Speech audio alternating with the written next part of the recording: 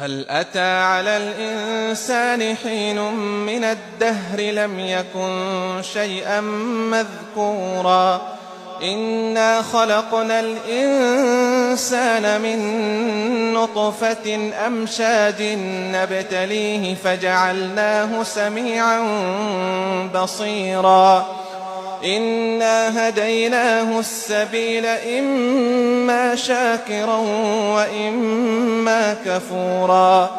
إنا أعتدنا للكافرين سلاسل وأغلالا وسعيرا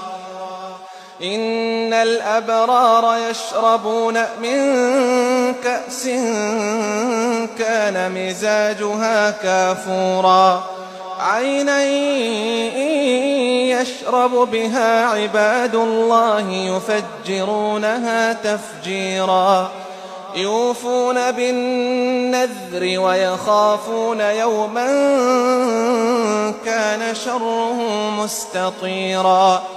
ويطعمون الطعام على حبه مسكينا ويتيما وأسيرا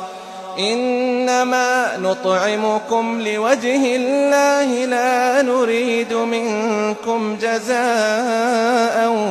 ولا شكورا إنا نخاف من ربنا يوما عبوسا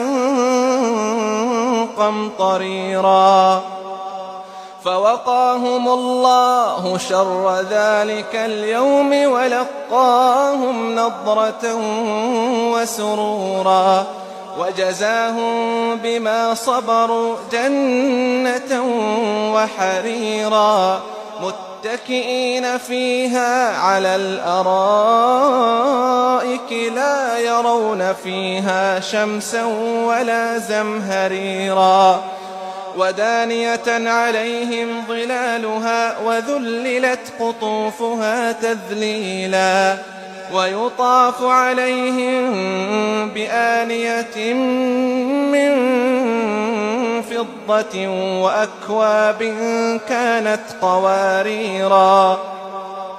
قوارير من فضة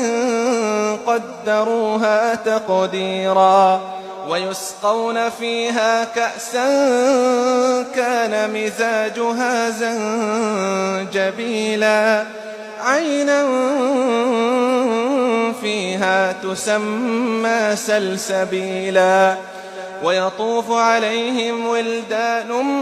مخلدون إذا رأيتهم حسبتهم لؤلؤا منثورا وإذا رأيت ثم رأيت نعيما وملكا كبيرا عاليهم ثياب سندس خضر واستبرق وحلوا أساور من فضة وسقاهم ربهم شرابا طهورا إن هذا كان لكم جزاء وكان سعيكم مشكورا إنا نحن نزلنا عليك القرآن تنزيلا فاصبر لحكم ربك ولا تطع منهم آثما أو كفورا واذكر اسم ربك بكرة وأصيلا ومن الليل فاسجد له وسبحه ليلا طويلا إن هؤلاء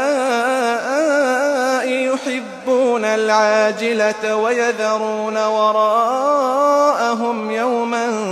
ثقيلا